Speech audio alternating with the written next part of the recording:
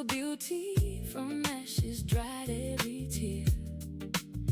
We've been Back, broken, everyone. silenced, Before we lost jump and in, afraid. as Try to always, I rebuild want after to love provide changed a gentle but very intentional trigger warning because, I am sharing sensitive information and, the raw realities of loss, mental health, things like that. So please take care of yourself while you listen. And as always, if you need to pause, stretch, or even put this episode off for another day, um, please do just that. Your peace always comes first. And I just want to make sure that you're taking care of yourself. So last week, I had to go see an orthopedic doctor. I have started having a little bit of issues with my left knee. I had an ACL reconstruction like in 2012.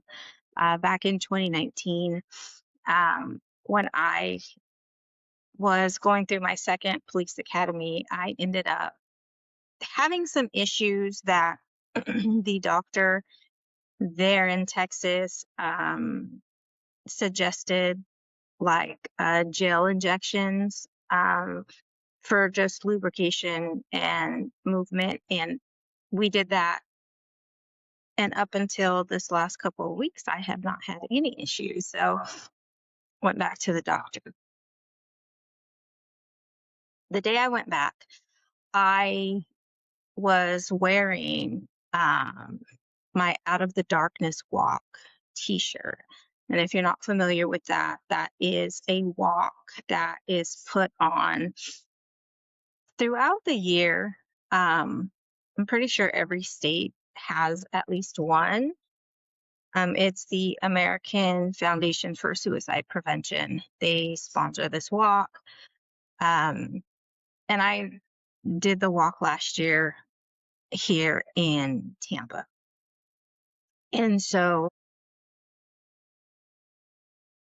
I had that t-shirt on. Went to the doctor, he's doing the Lackman's test and whatever else, just, you know, during the visit. And towards the very end, I noticed that he noticed my shirt and he just stops and he pauses and he says, "Can I ask you a question?" And then, of course, I'm like, oh, here it comes. And I started to get hot and, I didn't know what he was going to ask, but I knew that it was going to be about my shirt. Anyway, he asked me a question regarding my thoughts and opinion on a specific subject involving, suicide. And then, of course, he asked how I was involved, whatever. So I shared with him um, my story. I shared with him about Gavin. And I got emotional. And as I got emotional, finished my story, he says, "Well, the reason I ask is because I lost a friend. It's been just about a year ago." And the whole dynamic in that visit just kind of changed.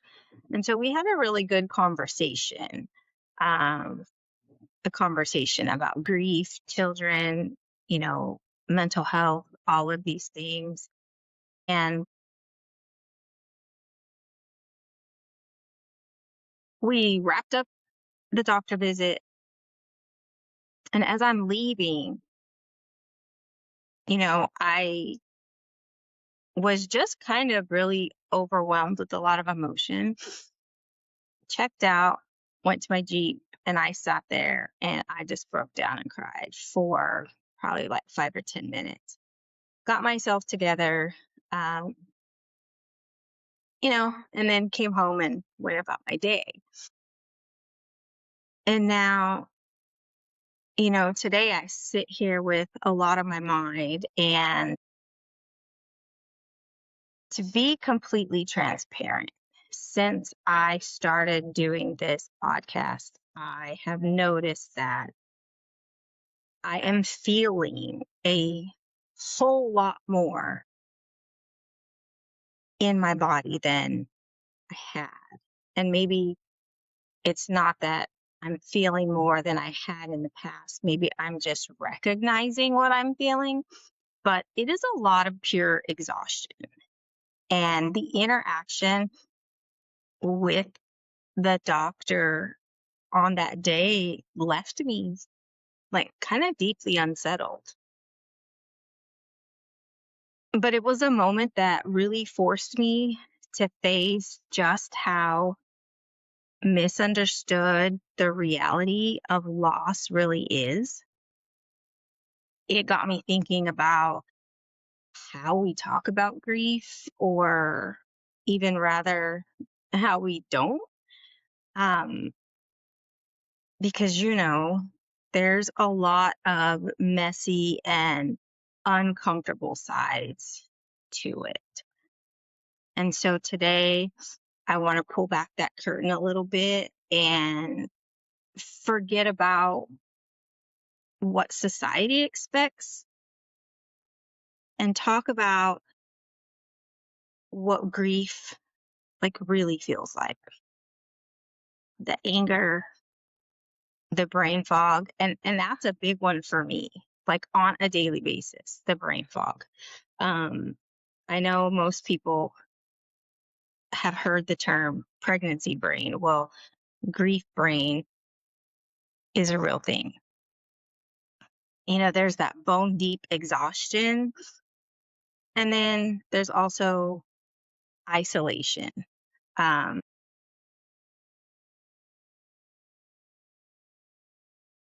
Specifically, when I say loss, when it is people that have suddenly disappeared from our lives. And when I say suddenly, you can be expecting someone with an illness or catastrophic injury, to not make it and be expecting them to pass. But the fact that the person is no longer with us, that moment still comes sudden. Because one moment they're here and the next moment they're not, even if you are having some expectation.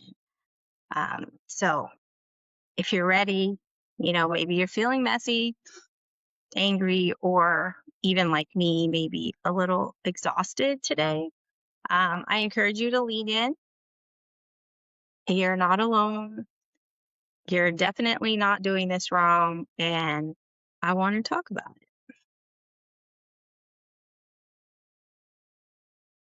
I think grief really just kind of hijacks our baseline mental state. And I know that there were, and there still are, some moments where I literally just feel like I'm losing my damn mind. My grief brought on its like own special kind of anxiety. And what I've learned is the brain actually sees this type of loss as a physical trauma, or perceives it like as a constant threat. So, with that being said, the brain goes into functioning in survival. So, there were times, for example, that I was trying to read something. I mean, even putting this podcast together, trying to read um, how to hook things up. It like reading it 5, 6 times and it's still not making sense to me. Still just like if I was reading something in another language. Um, like I mentioned earlier, a a real deep exhaustion and tiredness that sometimes even a solid night's sleep does not fix. Now, granted, some of that could be due to the way my work schedule is and how I kind of shuffle back and forth on my days off. But it's not real bad because even on the nights that I work, I still get 6 hours of sleep, solid sleep. But there are times that even that 6 hours of solid sleep, I wake up and I'm just cannot get with the program. And it usually happens on a day where I've had a lot on my mind that like prior. Um,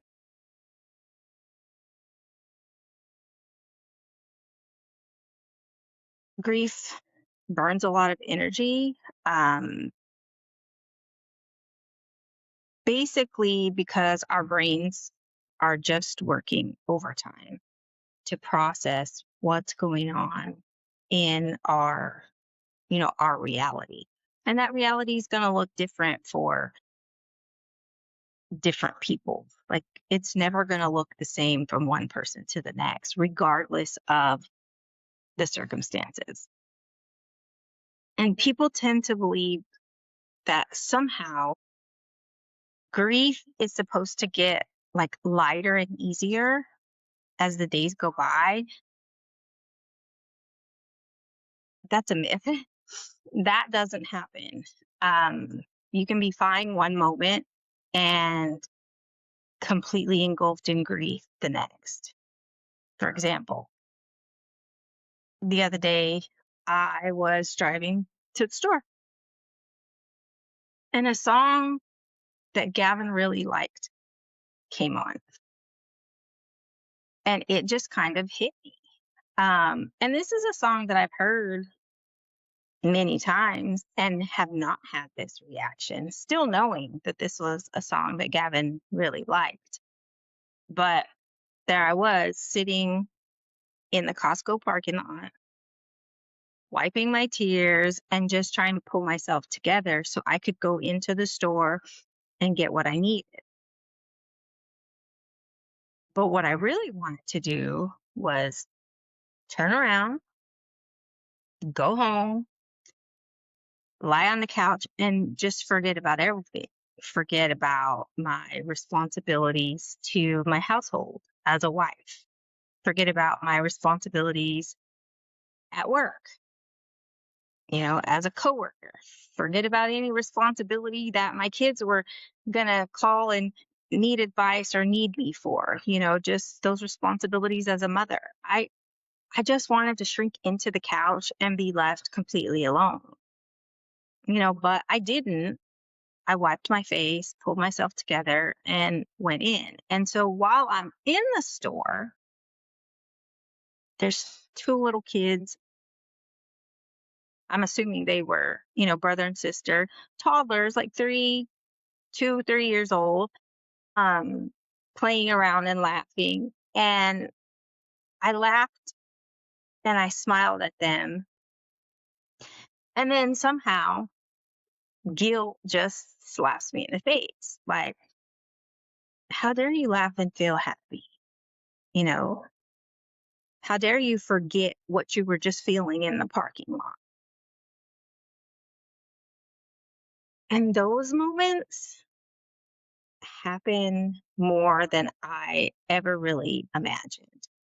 Um, I am, however, learning to look at the joyous moments and those moments where I can laugh, especially those deep belly laughs.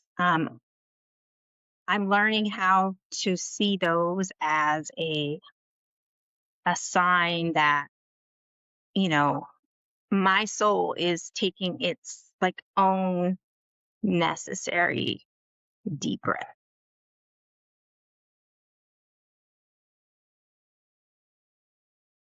I think grief is just really misunderstood. Um, when we're just sad, I feel like the world will still hold space for our like emotions and tears when it's just a general sadness. Like they'll typically understand, oh, okay, that person's sad. But it's almost like we're allowed to be quietly sad as long as it's a quiet sad, everything's okay. But when our anger and irritability start to peek through, it suddenly gets like really isolating because now that type of sadness doesn't fit the narrative. There might be times when you scream alone in your car. You may be screaming into your pillow at home when no one's home. And I know that in those moments, I personally felt like there was just something wrong with me. But obviously, it's a natural response to loss, especially when that loss turns your world upside down, you know, shatters everything you've ever known. Anger is, I think it's a core piece of grief. But society, I feel like they only want the neat and tidy kind of grief, you know. But I think what most people don't realize is that anger doesn't just show up alone. At least in my experience, it has almost always been a secondary emotion. Um, because beneath the anger was usually a very heavy hopelessness or, helplessness. It might be fear, shock, and then that just overwhelming sadness. I used anger kind of to take back my power, so to speak. So rather than sitting face to face with the loss that was just too much for me to bear, I chose to be mad. And it was kind of like my anger was my way of pacing all of the pain that I was feeling.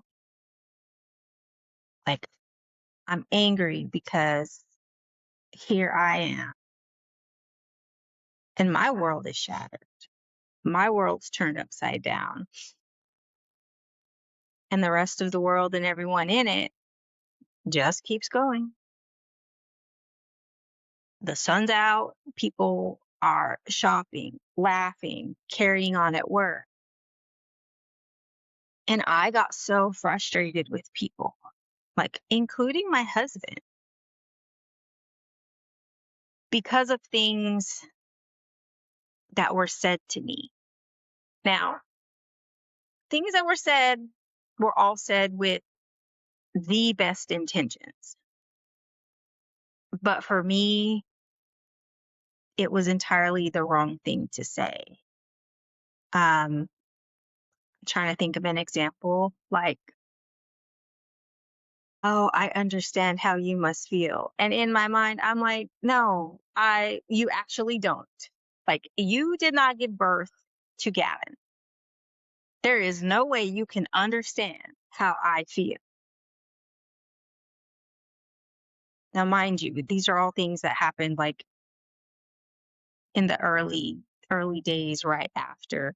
And I never said anything directly to anyone when I felt this way. I just felt like angry. I remember someone telling me, oh, this too shall pass. And I'm just kind of numb in my mind thinking, exactly what is going to pass? Like, this pain isn't going to pass. It's not going to just simply pass. Like, it passes. It makes a U-turn. It comes back through the roundy round. And then when we least expect it, it jumps into the right lane and smacks us dead in the face again and again. The only thing that passes is time. And I would get so angry when people would say things like that because it felt like you are putting expectations on me to feel a certain way as if this isn't going to affect me for the rest of my life. Now, I understand when people say things like that, what they mean, and they're trying to be comforting. But when you're in the thick of grief, those things don't always translate well.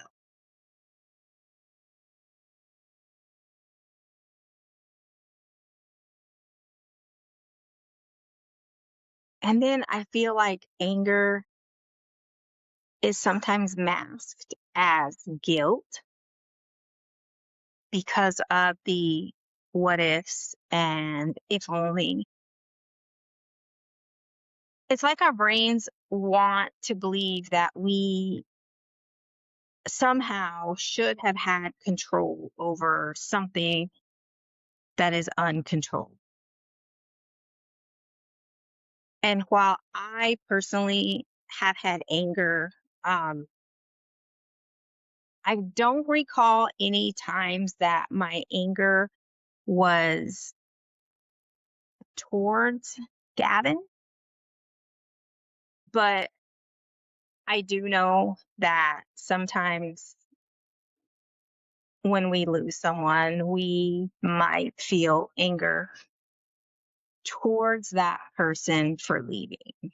Um, you know, whether it's you're angry at them for the pieces that you're left to pick up, or if you're being angry for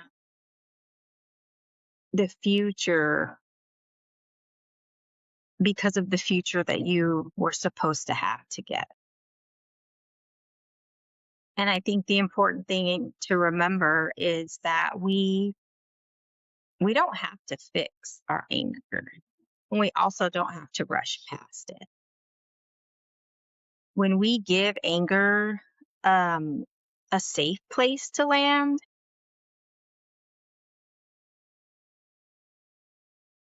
it's really how we begin to heal. I mean, otherwise, it will just sit and kind of rot on the inside. And if it doesn't rot, then it festers. And then you end up under so much pressure that that pressure eventually bursts and you take it out on other people. And with that thought, loss doesn't just change the inner world that we have, like it literally shifts every room that we stand in. And I think some of the secondary losses can be just as painful. People that you thought were going to be there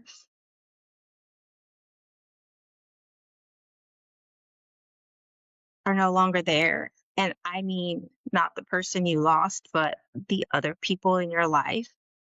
For instance, people that stop calling, or they just stop texting. And it kind of trickles down from less and less to nothing. And I know that sometimes it's not because the person doesn't care. Sometimes people are really just afraid of your pain, or they don't even want to face their own pain, and they just don't know how to communicate that. In my case, I lost people who somehow felt like in the midst of the most devastating loss of my life that I owed them something. And now I'll save those specifics for a future episode, but that really was my reality. What it comes down to is that between dealing with the emotions that grief carries and the lack of energy that it creates, society just expects us to put on a brave face and move forward. Most of us don't do that. A lot of us will retreat and isolate because we feel alone, and we feel alone even in a room full of people. No one else is carrying that specific weight. When we returned to Florida after Gavin's memorial service, I did just that. So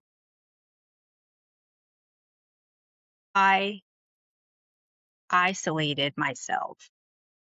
If you didn't live in my house, you probably weren't going to see me. And when I say I isolated myself for everything. If I had to go somewhere, I didn't drive myself. I drove myself one time to the doctor. And I will tell you that after that day and that experience, I didn't drive again. So what happened was I was coming back from a pre-scheduled doctor's appointment, and as I'm at this stoplight, I'm looking, my light turns green, but I had seen something out of the corner of my eye.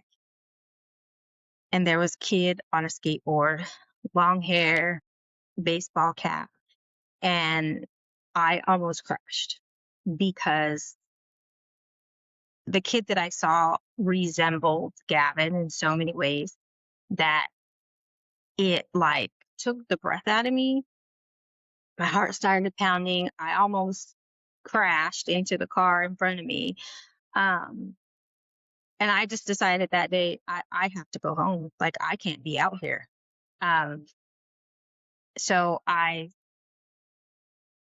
stopped going places. All of our groceries for about a year got delivered to our house. I would not go to the store. And if I had to go to the store because I couldn't get a delivery, I made my husband drive. I made him take me. And I remember one time we had to go to Walmart, and I don't remember what it was for, but I remember walking in, and as soon as we walked in, all of the people, like, I almost had a panic attack. The weirdest thing, I had never experienced anything like that, but I decided at that point, well, I'm just not going to leave the house. I wouldn't even go outside to the mailbox if I knew I could see any of my neighbors outside. I did not want anybody to talk to me because the minute somebody said, "How are you?" or "How are you doing?" it just fall apart. And I didn't want them asking. I isolated myself so much that uh, I quit my job. And I didn't quit right away. I took a leave of absence, but I knew that after several months, I knew that I wasn't going to be able to go back. And I knew I wasn't going to be able to go back because I was dealing with people one on one, face to face. And seeing other people's reactions when they knew some of the patients that I had kind of been informed of, not everything, but they knew that my son had passed away. And I had pictures of all the kids in my office. But seeing their reactions and their emotions in their face just change when they see me face to face, like those things were very triggering for me. And I couldn't think straight, couldn't do anything. I didn't want to be around anybody. I completely isolated myself for almost a year. It wasn't until, we moved, after we moved into the house we were buying, um, that I started going outside for like 5 or 10 minutes at a time. And nobody knew that any of this was going on other than the two people that were living in the house with us, and that was my son Eric and my husband. Um, Otherwise, nobody knew how much this was taking a toll on me.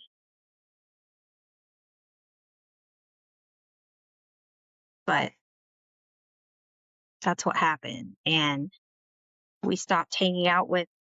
My husband has friends here. We used to kind of meet every couple of months. Everybody would get together. Um, and all of that just kind of stopped. Now, I'm not saying that they stopped any of it. That's not what I'm saying. They all knew what was going on, but I told my husband, I don't want to go. I don't want to go anywhere. I don't want to see anyone. And thankfully, he was great. He respected that. Um, didn't mean things were easy between us, but I was grateful that he knew that me not wanting to be around people or go anywhere by myself, that he knew that that's just what it was in that moment. He didn't try to change it. He didn't try to force me to do anything about it. He just kind of rolled with it. And we'll talk about that more in the future, how some of those things worked and how some of them didn't. Um, but I think that in grief, we all expect there to be heartache. I just don't think that people expect the actual physical pain that comes with it. I think the myth is that grief lives in your head and in your heart, but it really does manifest itself in a lot of physical responses. It's almost like emotional whiplash. But it's not just your neck that feels the pain. You know, as you're going through grief, cortisol, it builds up and you start to feel a lot of muscle tension. Um, if your nervous system is working overtime, you might feel pain in your chest. Digestive issues come up, and that's one that I dealt with. I dealt with that and the muscle tension. I still deal with muscle tension. So much so that I have had to, I used to work out 5 days a week on my lunch break. I have had to scale that back to 3 times a week. And the days that I'm not working out, number one, get more rest. And number two, I have had to switch back to a yoga schedule because I have so much muscle tension that, like, my hips will get tight. Um, I have to stretch when I first wake up. I have to stretch in the middle of the day. There are times during the day that, depending on what's going on and how I'm feeling, I can feel the tension in not just my shoulders and the middle of my back, but in my hips. And most of this started after I lost Gavin. Um, but some people might even have a weakened immune system overall, or even an inability to, like, your body to regulate its temperature. Like, grief affects your internal thermostat. And if you're like me, going through perimenopause, menopause, like, that shit is a cruel, cruel joke. It's almost like you're just a walking science experiment. You have to figure out if the heat wave is emotional trauma or hormonal betrayal. Um, it's a great combination. Like, highly recommend not. 1 star, 1 star. But yeah, it's it's a thing. But I think, on a serious note, grief is not, it's not a test of strength to be passed. It is a whole somatic, mental, and social restructuring of life. And if you are angry, exhausted, forgetful, isolated, or, like, even just physically in pain, just know that you're not doing it wrong. Like, you are literally surviving that shift that's now in your life.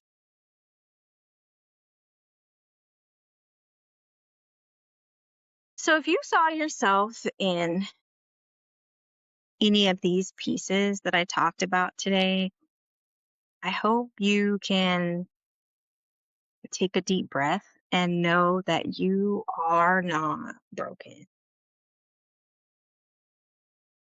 Your brain is not failing, even though it can feel like it. Uh, it's really just comes down to your body is trying to process a completely new world.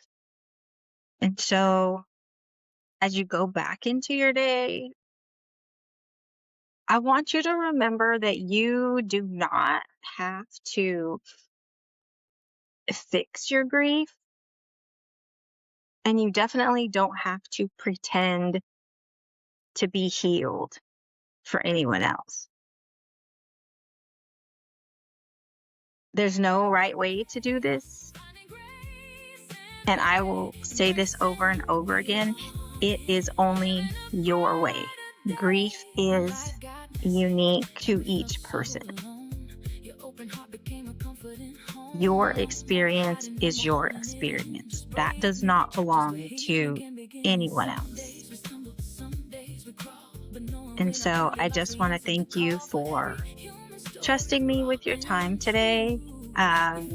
Thank you for allowing me to share a piece of my own messy week.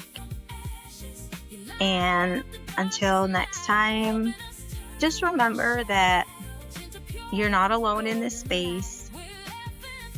I'm sending you all the love. Hope you guys take care, and I will see you next week.